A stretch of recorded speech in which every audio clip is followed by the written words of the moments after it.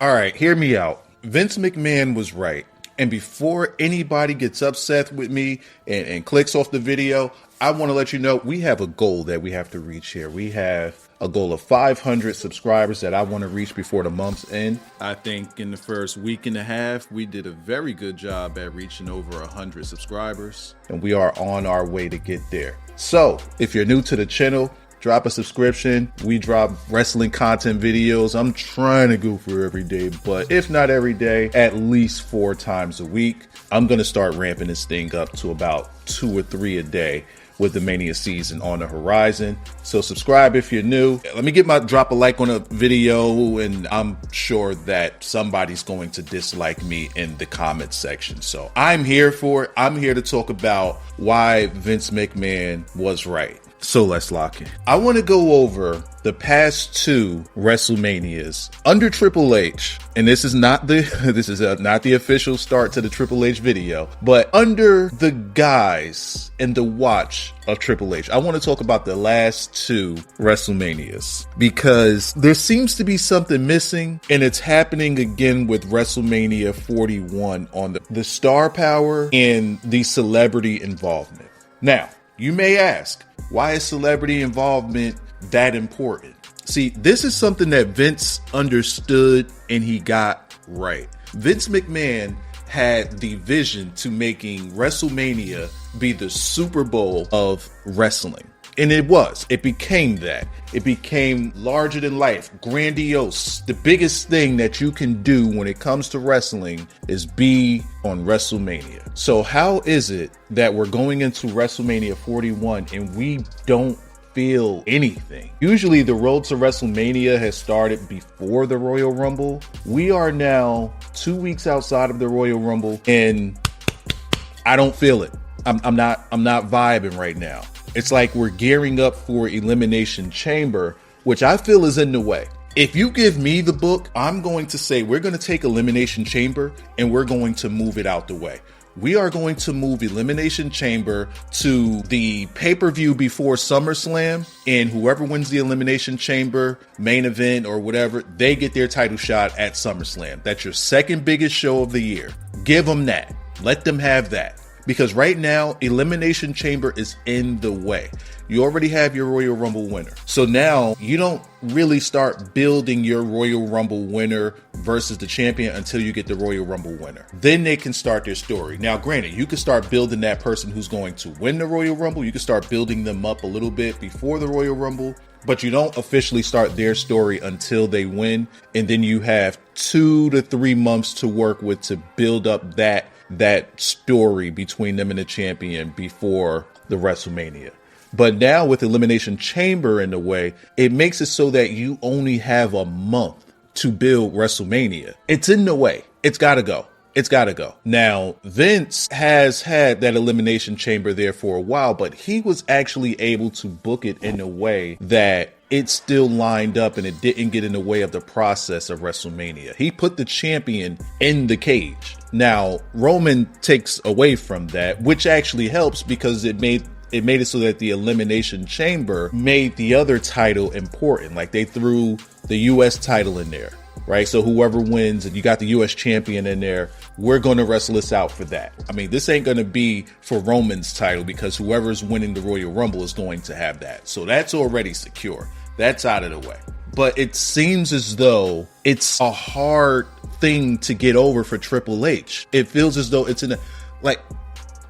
if I'm to do this, if I want to book both titles and I have Elimination Chamber there, and we don't want to move Elimination Chamber, make it for something else. I don't know. Just make it for something else because you have your Royal Rumble winner. And then for the other title, it could be something that's been building for a long time. It could be something. And that's the other thing that Vince got right. When you look at how he booked his champion and that whatever rivalry he had going into WrestleMania, it was something that they had been working on for months at a time, around 4 to 6 months, if not the whole year. Vince already had that whole thing booked out as far as getting that champion in his match ready for WrestleMania to make it feel like a big deal. We're going into WrestleMania now. We are less than 2 months away, and we know one match. What the fuck? How do you build hype for the biggest fucking show of the year? And we know one match 2 months out. Why? See, you're not giving yourself enough time for people to get invested.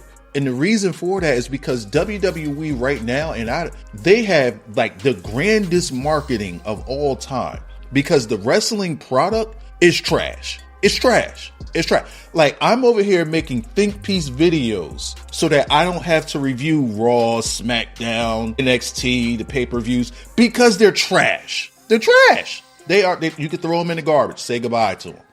We don't need them.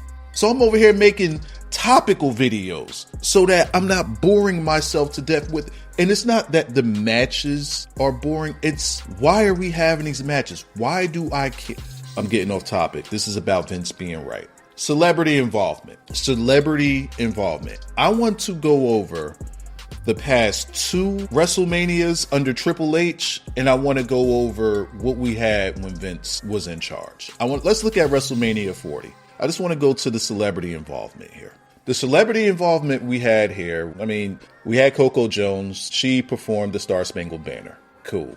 Lil Wayne, he debuted a new single that nobody remembers. Travis Kelce and Lane Johnson, they got involved with the Rey Mysterio and Andrade match. Raise of hands. How many of y'all remembered that before I even said it? If you remembered that before I even said it, let me know in the comment section. I need to just respond to and interact with you. I need to know how you remembered that before I mentioned it. That was night 1. On night 2, we had Snoop on commentary for the Philadelphia Street Fight, which was fun. And when I mention it, you remember it, but do you remember it without it being mentioned? No, not really. And that was it. That's your celebrity involvement for WrestleMania 40.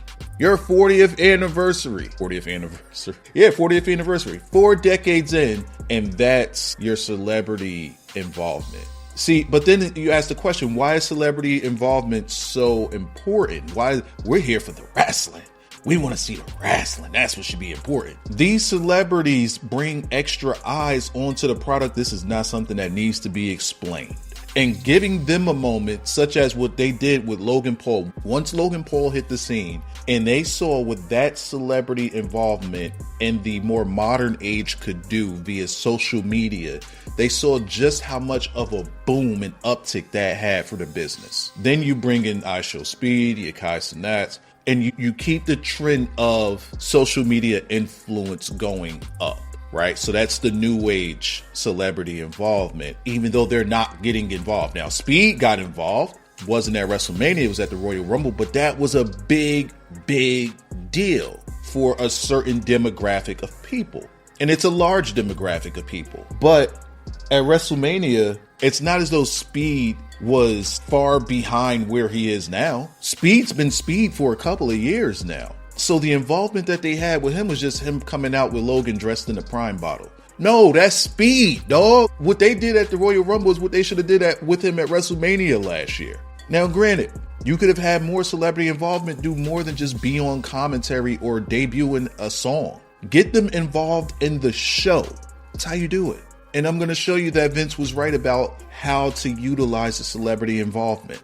Let's look at WrestleMania 39. What happened at WrestleMania 39? We had Becky G perform America the Beautiful. I don't know who Becky G is. If you do, I mean, she is a good looking woman from what I see, but I don't know the woman. We had country singer Jamie Allen. He did the same thing for night 2. All right, cool.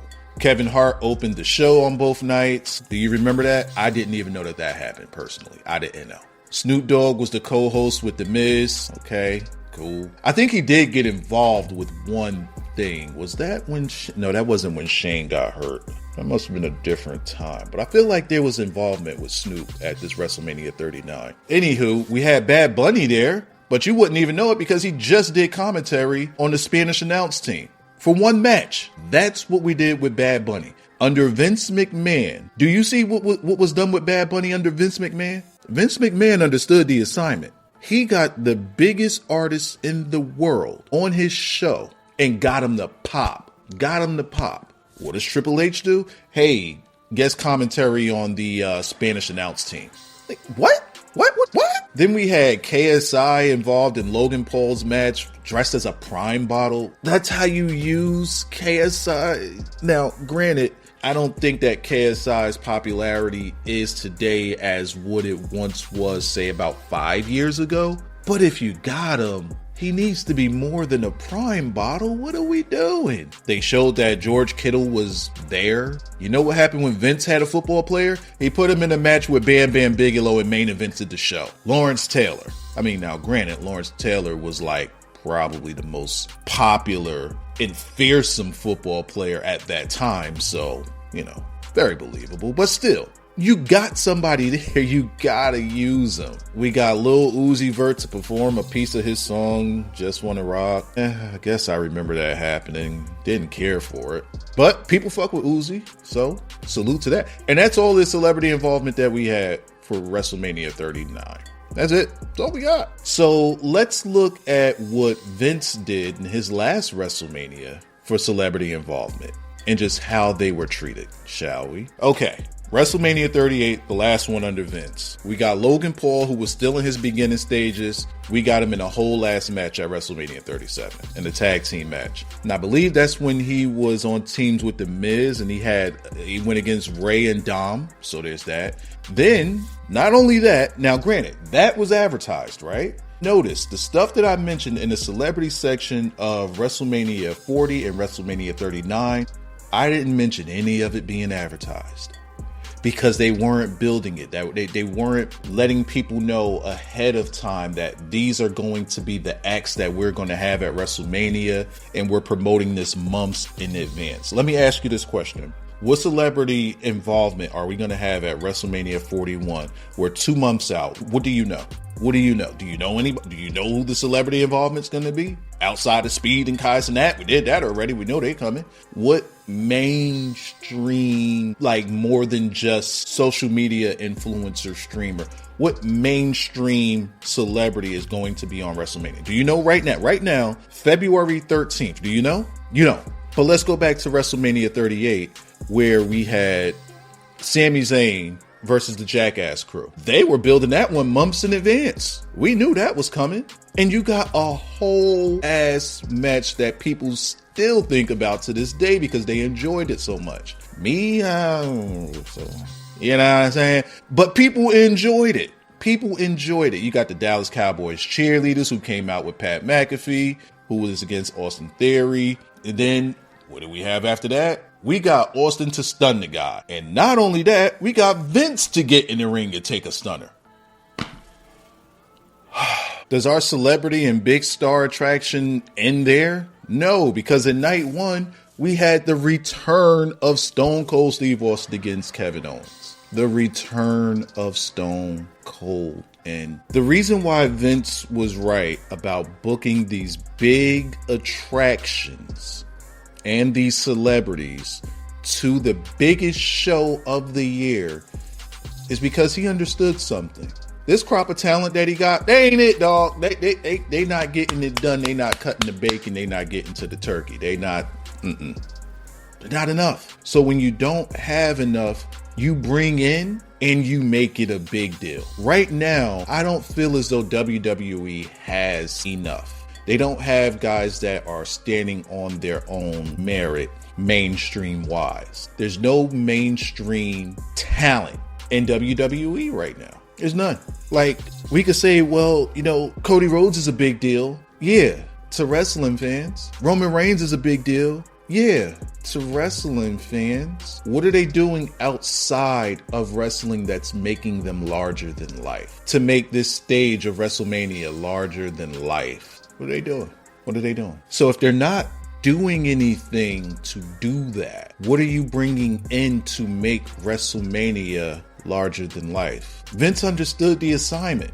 He understood why celebrity involvement was as important as it was. He understood why bringing in an attraction was such a big deal. Like, think back to when we had Bray Wyatt and he was still with Luke Harper and Eric Rowan, and The Rock came back. right? We knew The Rock was going to come back, but we didn't know to what capacity. And he had his match with Eric Rowan. 6 seconds. Got him out of there. That was such a big deal because at this point, Rock wasn't the wrestler. He was more of a celebrity. You bring him back. You advertise him as celebrity. You advertise him as big deal. I mean, granted, it's The Rock, but you advertise him as an attraction. And he got involved in a memorable segment against Eric Rowan, of all people. Like, what are we doing, bro? What are we doing to make WrestleMania a big deal and larger than life? We're 2 months out and we don't know shit except Jey Uso against Goon, and that's it. That's all we know. And that means that they're not booking this far enough in advance for us to actually care. And to me, that's just one of the problems that we have with how WrestleMania is being booked. There's plenty more, and I'm willing to talk about them in another video. You know what? I thought I was done, but I gave this some more thought. More thoughts just came to my mind about the way that Vince McMahon handled moments and attractions and celebrities at WrestleMania. Like let's look at, let's think about Mike Tyson's involvement in WrestleMania 14 and what that did for WWE and WrestleMania.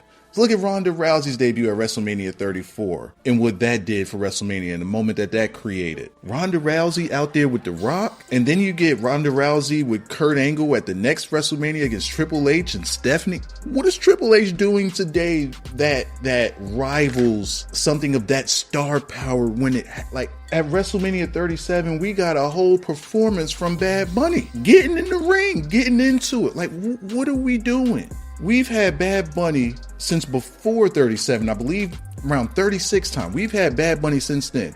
We still got Bad Bunny in the Rolodex. Why haven't we heard from Bad Bunny? Why are we not tapping into Bad Bunny? Okay, fine. Let's digress from that.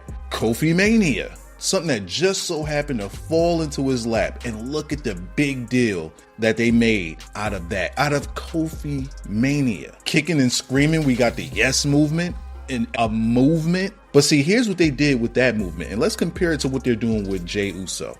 With Daniel Bryan, they noticed the crowd getting behind him, and what did they do? They started fucking him. Yeah, we're gonna get the crowd even more invested. What did they do with Jey Uso? They just let him yeet. That's all. Just let him yeet, lose to Gunther, and that's about it, and then win the Royal Rumble. All right, cool. What did we do with Daniel Bryan?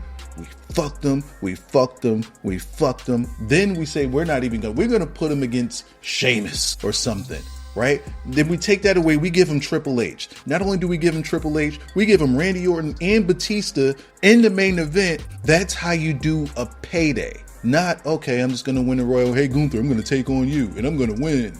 And then that's it. Bro, look at how Daniel Bryan's moment was captured versus Jey Uso's moment being captured. What's the bigger deal? Vince was right. Stone Cold versus The Rock, WrestleMania 17. Now, granted, no one liked the turn from Austin at the end of that. No one liked that. But that was an Austin thing. That wasn't a Vince thing. Austin wanted to try something new and shake things up. That's on him. Hulk Hogan versus Andre the Giant at WrestleMania 3. Like, larger than life things. Protecting Undertaker's legacy, the streak. We haven't had anything close to resembling what the streak did for WrestleMania.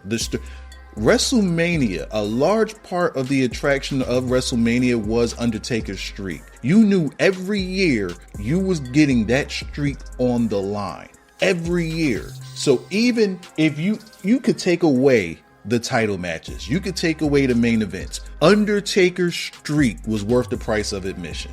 I was there for one of them. Him and CM Punk. I was there. I got to witness a part of the streak. I got to be a piece of being a piece of the streak. I was there. I didn't beat the streak though. Brock did that. But we haven't, if you take away your main events and your title matches from WrestleMania in the past 2 years going into this year, what do you have? What's the attraction? Don't have one. There should be somebody that's being built up and booked to be a big part of WrestleMania for years to come, and we don't have it. That was the importance of the streak. No matter what, you could have a crappy card, but you knew that streak was going to put asses in seats. I could mention Shawn Michaels versus Undertaker at 25 and 26.